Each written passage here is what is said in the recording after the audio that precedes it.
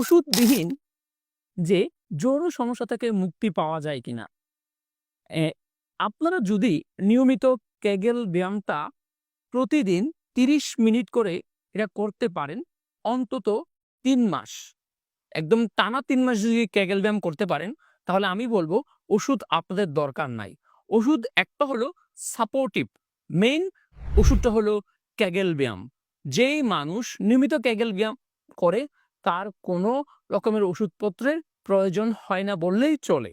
তবে তার শরীরে যদি বিভিন্ন রকমের ভিটামিনের ঘাটতি হয় তা পূরণ করার জন্য ওষুধের প্রয়োজন হতে পারে। ২ নম্বর হলো আপনি যৌন শক্তি বৃদ্ধি করে সে সকল খাদ্যগুলো যদি নিয়মিত গ্রহণ করেন, তাহলে দেখবেন আপনার বলতে গেলে ওষুধে লাগবে না। তাহলে যৌন শক্তি সমৃদ্ধ খাবার কোনগুলা? আমরা বলে থাকি নিয়মিত যে সকল মানুষ ২টা বা ৩টা হাফ বয়েল হাঁসের ডিম খায় তার যৌন শক্তি বৃদ্ধি পায়, তার টেস্টোস্টেরনের পরিমাণ বাড়ে। ২ নম্বরে হলো তার কালোজিরা, মধু, কিশমিশ এগুলো আপনি নিয়মিত খেতে পারেন। তাই সবার উদ্দেশ্যে একটা কথাই বলতে চাই, কেগেল ব্যায়ামের গুরুত্ব অপরিহার্য। নিয়মিত কেগেল ব্যায়াম করুন, সুস্থ থাকুন। সবাইকে ধন্যবাদ। আসসালামু আলাইকুম।